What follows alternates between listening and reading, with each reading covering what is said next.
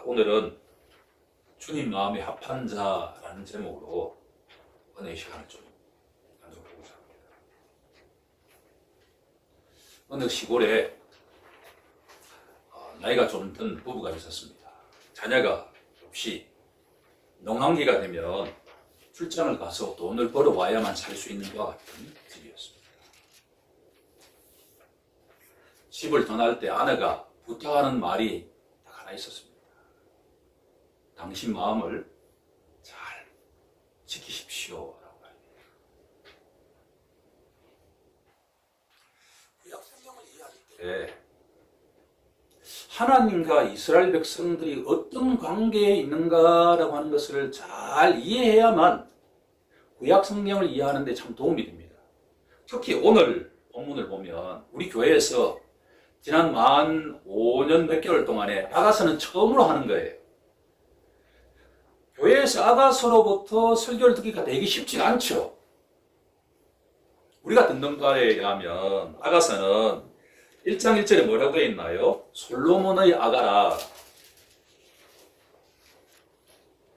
이게 영어로 보면 Song of Songs예요. 노래 중의 노래예요. 오늘날의 오페라 버전으로 바꾸면 솔로몬의 아리아예요. 누구 앞에서? 술람미 여인이라고 하는 그 사람 앞에서 솔로몬이 아리아를 부른다라고 생각하면 돼요. 자, 6장 13절에 가게 되면 이렇게 돼 있죠. 돌아오고 돌아오라 술람미 여자야. 쉽게 말하면 이 아가서는 마치 문자적으로 읽으면 솔로몬이 술람미 여인에게 연애 편지 보낸 거야. 에로틱한 내용도 많이 있어가지고 성경에서 다루기에 이게 청소년부에 다루기에는 되게 어려운 것과 같은 주제예요. 그러면 성경 66권 가운데 왜 이와 같은 내용이 들어가 있을까라는 질문을 해봐야 되겠죠.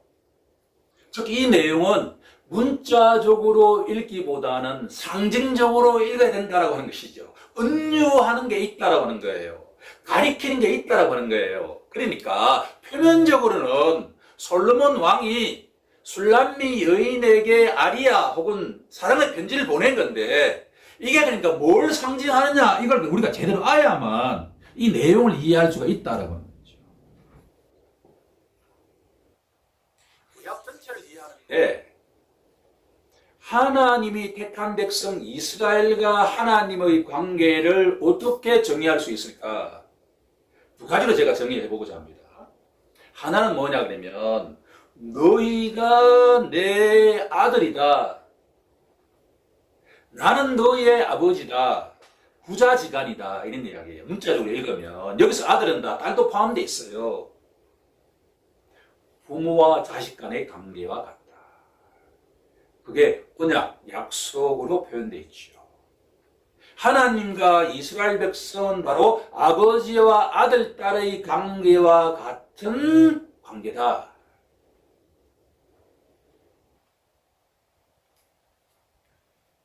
부모가 말이에요. 자식이 그릇된 길로 갈 때 가만히 놔둬야 될까요? 뭔가 호되게 따끔하게 이야기해야 될까요? 당연히 따끔하게 이해해야 되죠. 이야기해야 되죠. 구약의 이야기가 다 그런 이야기예요. 하나님 말씀대로 살아가지 않을 때 하나님께서 구약 백성들에게 따끔하게 회초리를 드시는 것이죠. 보다 중요한 관계가 하나가 있는데 오늘의 본문을 이해하는데 아주 중요한 거예요. 우리가 호세아서로 한번 가볼까요? 구약 성경 호세아서.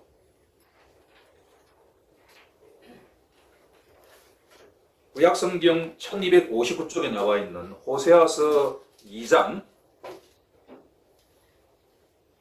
19절로 20절로 가죠. 호세아서 2장 19절에서 20절 두 절인데 같이 합독해 보겠습니다. 시작. 내가 내게 장가들어 영원히 살되 공의와 정의와 은총과 긍휼이 여김으로 내게 장가들며 진실함으로 내게 장가들리니 내가 여호와를 알리라. 반복되는 구절이 있어요. 뭘까요?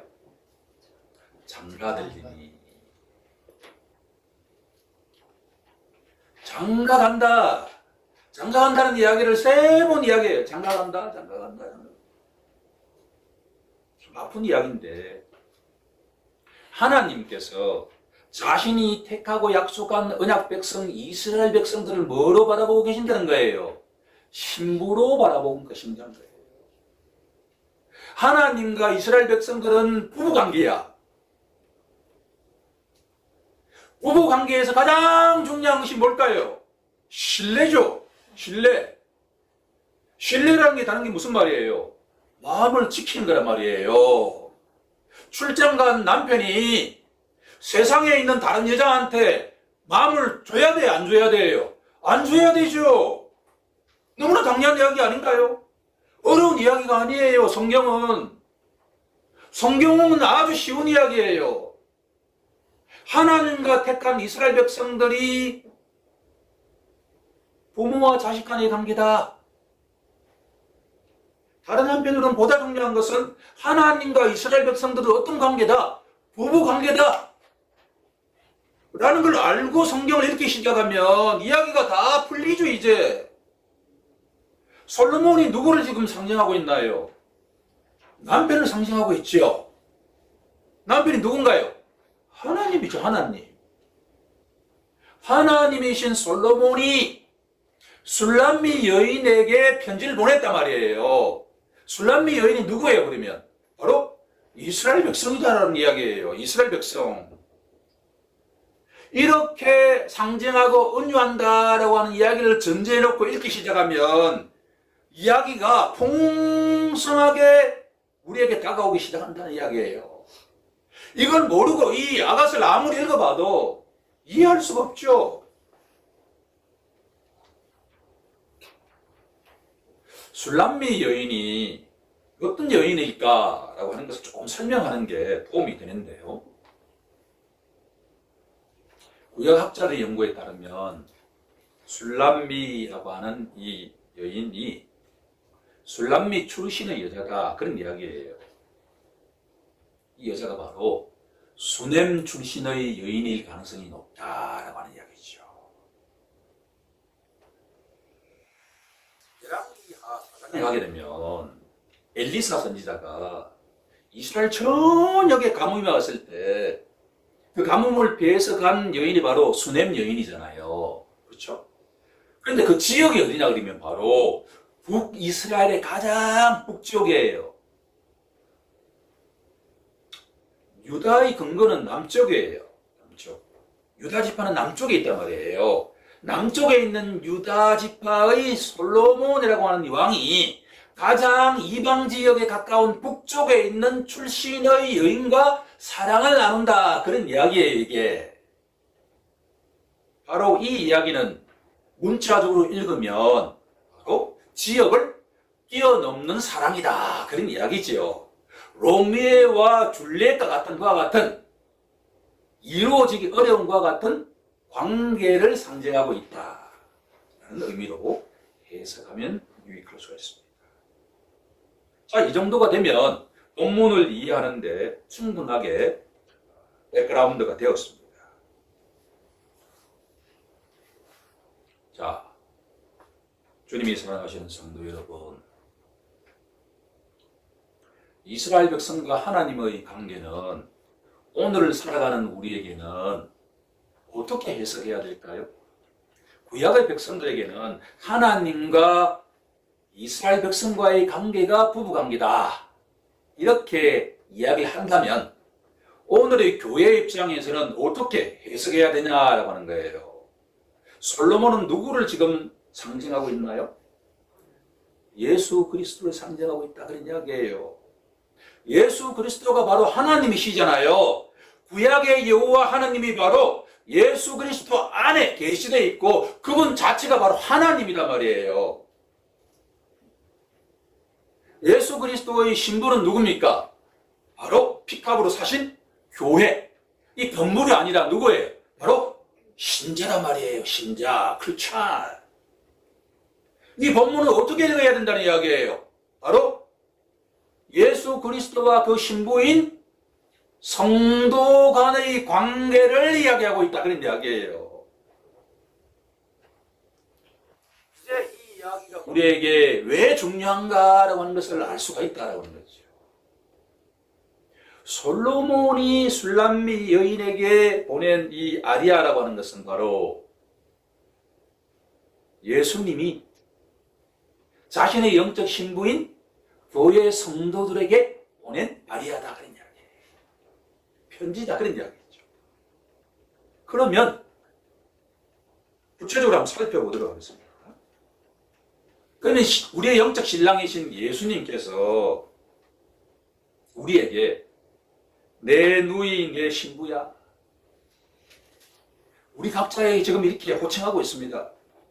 여러분들은 예수님 보시기에 내 누이고 내 신부란 이야기예요. 요즘 말이에요. 젊은 이렇게 신혼부부가 자기 남편한테 오빠라고 부르듯이 고대 사회도 비슷했던 것 같아요. 자기 아내에게 내 누이라고 부르는 것 같은 것은 옛날이나 지금이나 크게 달라지지 않았던 것 같아요. 그렇게 이상한 것도 아니에요. 그러니까 내 누이, 내 신부야. 내가 내 마음을 빼앗았다. 예수님 보시기에 말이에요. 나의 신부인 너희들이 내 마음을 빼앗았다. 그런 이야기예요. 이 이야기는 무슨 말이냐 그러면 예수님은 누구만 바라보냐 그러면 바로 자신의 아내인 우리 각자를 바라본다는 이야기예요. 아니 이게 은혜로운 이야기가 아니냐 말이에요. 아니 이게 우리가 뭐 잘났다고 이게 나에게 별로 볼품이 없어요. 이게 나의 영적 신랑이신 예수님이 나를 보고 내 누이 내 신부야 네가 내 마음을 빼앗았다. 어떻게 하면 좋니? 이런 이야기예요. 그러면 우리가 우리의 신랑 마음을 빼앗은 게 뭐냐는 이야기예요. 중간에 나옵니다. 내 눈으로 한번 보는 것과 누가 예수님을 보았다는 이야기예요.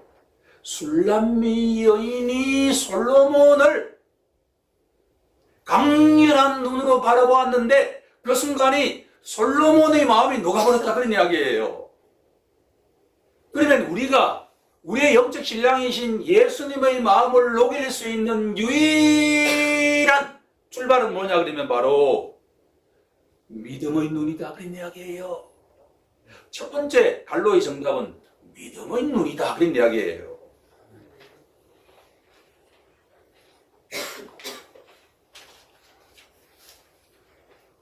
주님이 사랑하시는 우리 교회 성도 여러분, 우리가 우리의 영적 남편인 예수님 마음을 사로잡을 수 있는 길은 아주 쉬워요. 어떻게 하면 된다는 거예요? 제대로 믿음의 눈으로 예수님을 딱 바라보는 순간에 예수님은 내 마음에 확 들어오신다 그런 이야기예요. 그러면 성경에 이렇게 해서 솔로몬의 마음을 빼앗았던 술람미 여인처럼 예수님 마음을 확 잡았던 사례가 있는가를 우리가 한번 찾아보자 그런 이야기예요. 첫 번째 이야기가 바로 마가복음 10장 46절에 가게 되면 바디메오라고 하는 소경이 있죠. 맹인. 앞을 바라보지 못해요.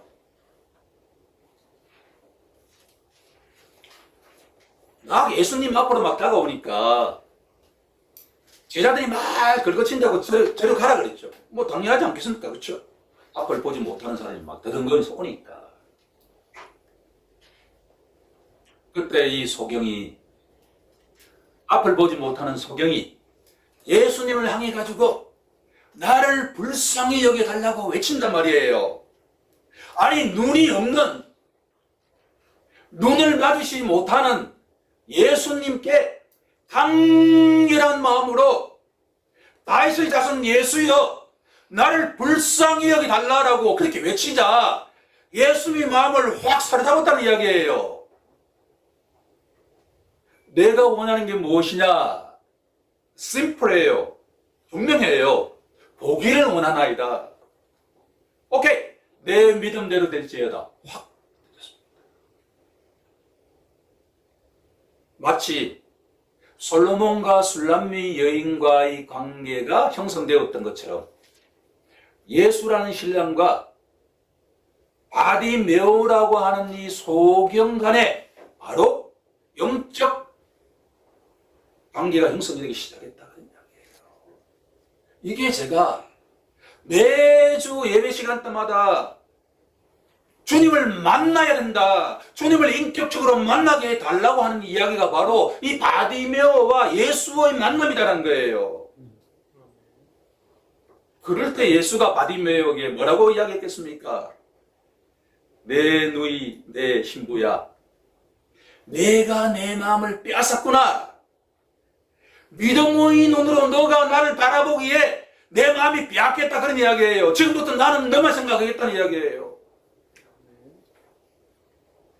세상의 사람도 말이에요. 사랑하는 아내가 출장하는 남편에게 당신 세상에 나가면 화려한 여인들이 많이 있는데 그들에게 마음을 줘서는 안 된다고 이야기하듯이 이스라엘 백성들이 뭘 잘못했냐 그러면 자신들의 영적 신랑인 하나님을 제해놓고 다른 남자들과 사귀었다는 이야기예요. 그게 바로 뭐예요? 우상을 숭배했다는 이야기잖아요. 육체적인 관계를 맺었다는 게 아니라 우상하고 어떻게 육체적인 관계를 맺어요? 영적으로 살아계신 하나님이 옆에 계신데 남편이 계신데 다른 남자에게 마음을 준 게 이스라엘 백성들이 가장 잘못한 지점이다 말이에요.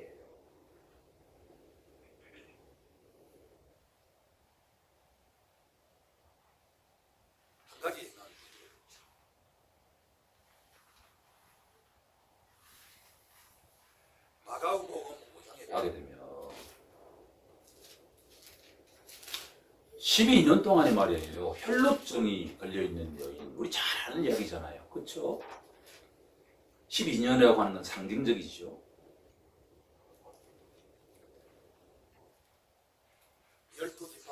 사도를 상징하는 이 오랜 시간 동안에 고대 사회에서 주체할 수 없는 하혈이 매일 일어나는 것과 같은 상황이라고 하면 이 여인은 절망적이지요. 자신이 갖고 있는 많은 돈을 아무리 투입해도 낫지 않고 병은 점점 깊어갈 때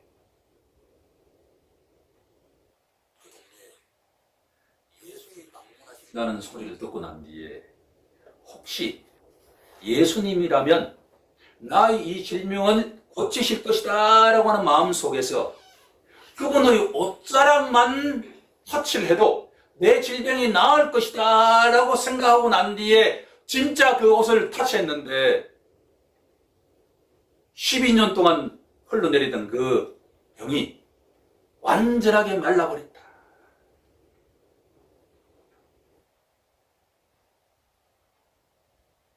예수님께서 자신의 그 능력이 빠져나가는 것을 아시고 누가 터치했느냐 라고 말씀하실 때 예수님께서 그 여인에게 내 믿음이 너를 그렇게 하였느니라 라고 말씀하시죠. 바로 평생 앓고 있던 이 여인이 말이에요. 예수님의 그 옷자른 것 만져도 내가 나을 것이다 라고 하는 그 믿음의 눈, 그 믿음의 눈이 예수와 자신이 바로 부부관계가 되는, 영적으로 부부관계가 되는, 인격적으로 만나는 시간이 되었다. 그런 이야기죠. 바로 그 순간에 혈루증을 앓는 이 여인에게 내 누이 내 신부야, 너의 그 믿음의 눈이 내 마음을 빼앗았다 라고 고백했을 것이다 라고 하는 것이죠. 우리 각자에게도 예수님의 이 음성이 우리에게 믿음의 눈으로 들리고 고백하는 시간이 되길 간절히 원합니다. 아멘. 우리의 영적 신랑이신 예수님께서는 우리가 확실한 믿음의 눈으로 바라볼 때 주님은 우리의 영적 신랑이 되어주시는 선한 목자십니다. 두 번째 내용으로 이제 한번 가보죠. 두 번째 12절입니다. 12절 우리 다 같이 합독해 보도록 하겠습니다. 시작. 내 누이 내 신부는 잠근 동산이요 덮은 우물이요 오만 샘이로구나.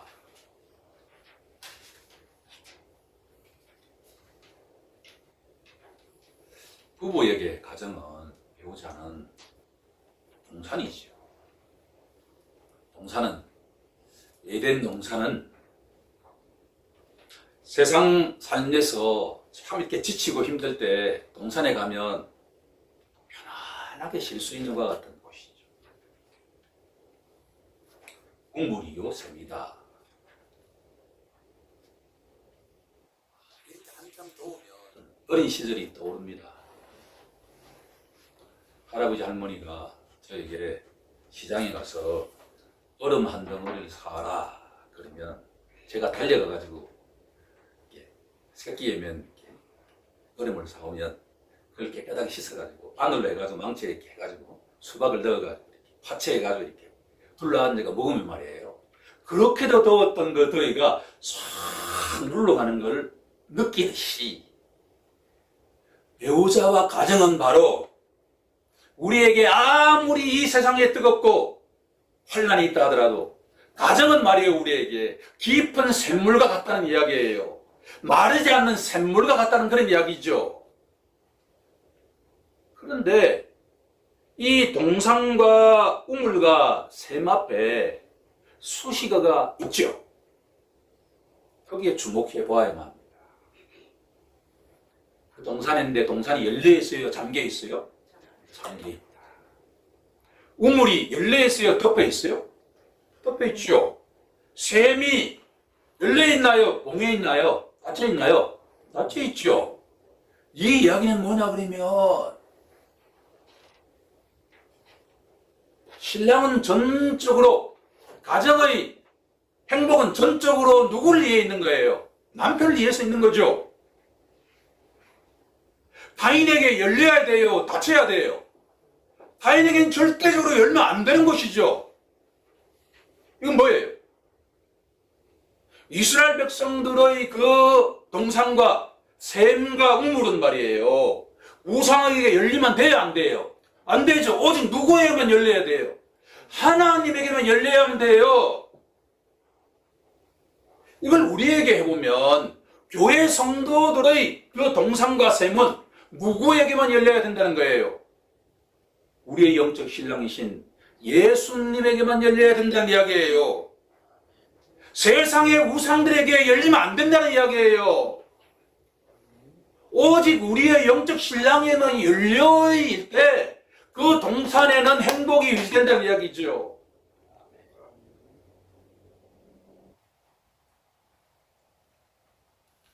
주님 마음에 합하는 두 번째는 나의 모든 것이 내 것이 아니라 누구 것이라고 고백할 때 찾아오죠? 주님의 것이다 라고 고백할 때 찾아온다는 거예요.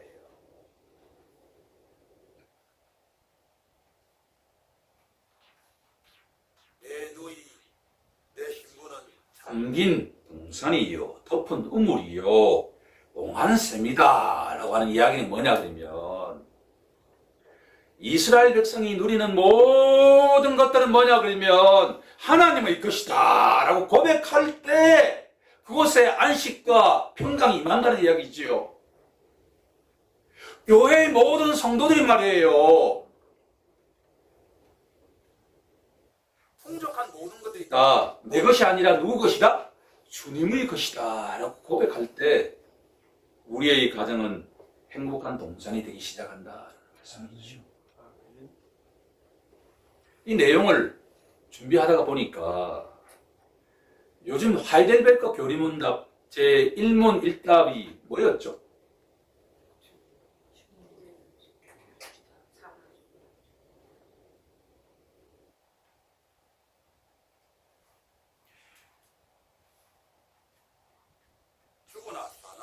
당신의 유일한 위로는 무엇입니까? 라고 질문하는 것이 첫 번째 질문이죠.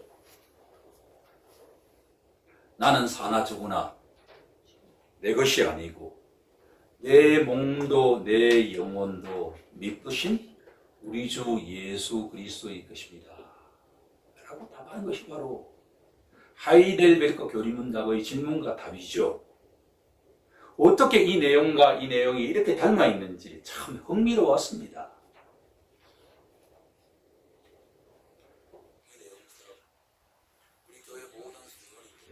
날마다 우리의 모든 것은 바로 하나님의 것입니다.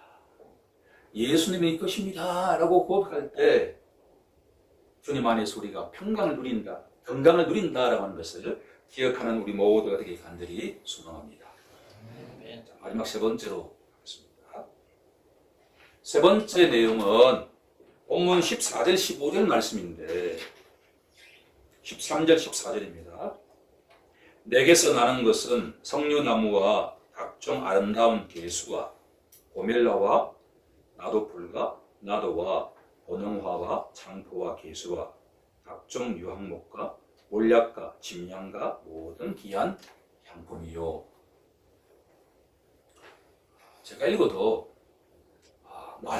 알듯 모르듯 해요. 근데 쉽게 생각하면 우리가 동산에 가면 뭐가 제일 많죠? 야생이가 엄청나게 많잖아요.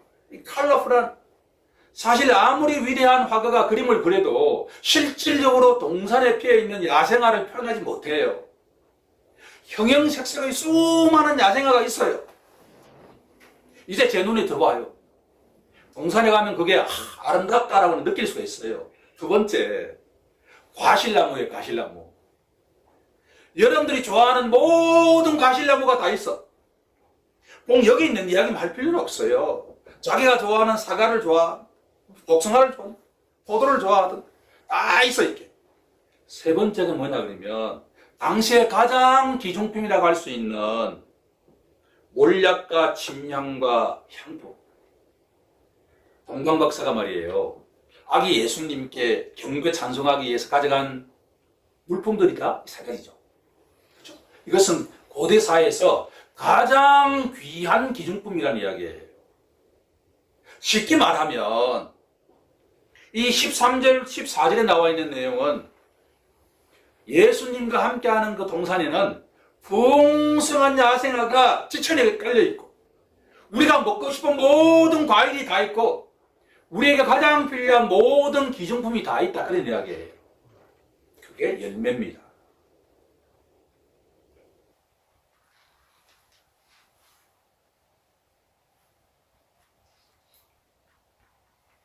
우리 교회 모든 성도들이 다가오는 한 주 동안에 이후 삶 속에서 날마다 풍성한 열매가 매일 맺히길 간절히 소망합니다. 자, 그런데 요한복음 15장 1절 2절에 가게 되면 재미있는 내용이 나와요. 15장 2절입니다. 금조의 말씀에 제가 옮겨 놓았습니다. 물은 내게 있어 열매를 맺지 아니하는 가지는 아버지께서 그것을 제거해 버리시고 물은 열매를 맺는 가지는 더 열매를 맺게 하려 하여 그것을 깨끗하게 하려 하시느니라.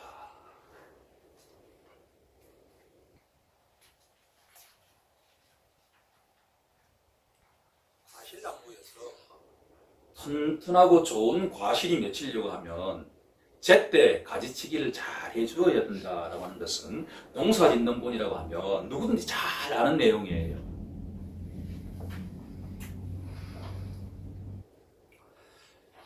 풍성한 열매를 맺힐 때 우리가 주님께 인정을 받을 수가 있는데 어떻게 하면 풍성한 열매가 맺힐까라고 질문한다면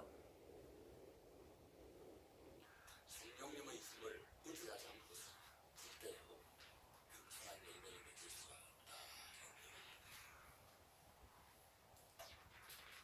아까 도끼기도 할 때 가장 귀에 많이 들어왔던 내용이 내 뜻이 아니고 주님의 뜻대로 살아갈 수 있는 것과 같은 은혜를 베풀어 달라라고 하는 것이 가장 제 귀에 들어왔습니다.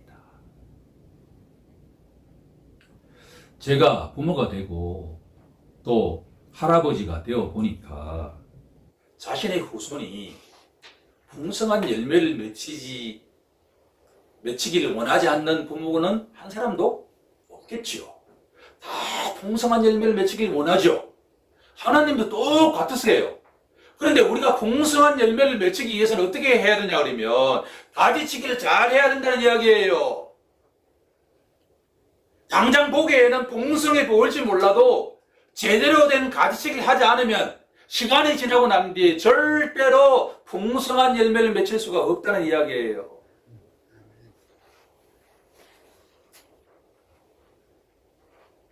삶의 우선순위가 중요하다는 말씀이 아니겠습니까? 이 세상에 중요하지 않은 게 없지요. 다 중요하죠. 저는 많이 누리기를 원합니다. 그런데 제가 매주 기도할 때 영적 질서가 잡히게 해달라고 제가 기도하지 않습니까? 이건 뭐냐 그러면 우리 인간의 시간은 제한되어 있어요. 인간의 에너지는 제한되어 있어요. 이걸 가장 우선순위에 잘 투입하지 않으면 잘 되는 것 같아도 열매가 없을 수가 있다는 이야기지요. 성령님이 우리를 어떻게 인도하시는가라고 하면 인생의 가장 중요한 영적 질서는 뭐냐 그러면 바로 주님을 만나는 것이고 그분께 예배 드리는 것이다 라고 하는 것이죠.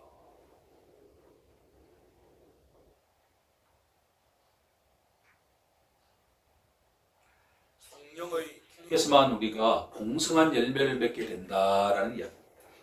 북풍아 일어나라 남풍아 오라 라고 16절에 되어 있는 것은 북풍, 남풍과 같은 문자적인 의미도 있지만 바로 성령을 상징하고 있다라고 하는 이야기죠.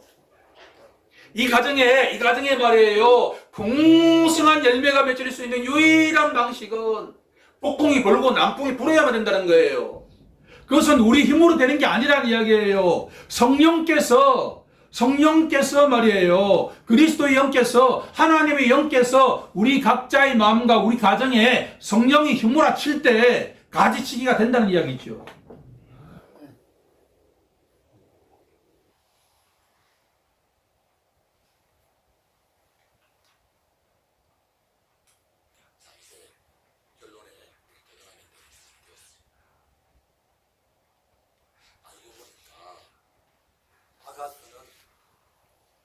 우리가 생각했던 것보다도 그 메시지는 아주 단순할 수가 있다라고 하는 것을 오늘 마음에 새기길 간절히 원합니다.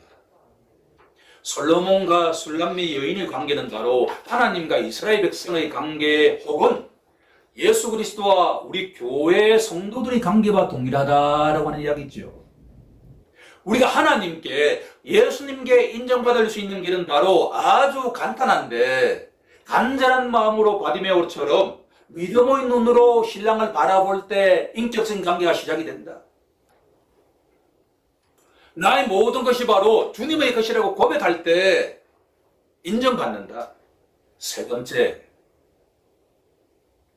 성령님의 권능을 통해서 우리의 삶 속에, 우리 마음 속에 영적인 질서가 분명히 잡힐 때 우리에게 풍성한 열매가 맺히게 된다라고 하는 것이 아가서를 통해서 우리에게 던지는 주님의 메시지입니다. 우리 다 함께 날마다 믿음의 눈으로 주님께 인정받고 나의 모든 것이 주님의 것이라고 고백하면서 인정받고 성령님의 인도함을 받으면서 풍성한 열매가 이 무더위 속에서도 날마다 맺히는 가정과 성도가 되길 간절히 소망합니다. 우리 다 함께 이 세 가지를 마음방 깊이 새기게 해달라고 동성으로 기도하는 시간 갖도록 하겠습니다.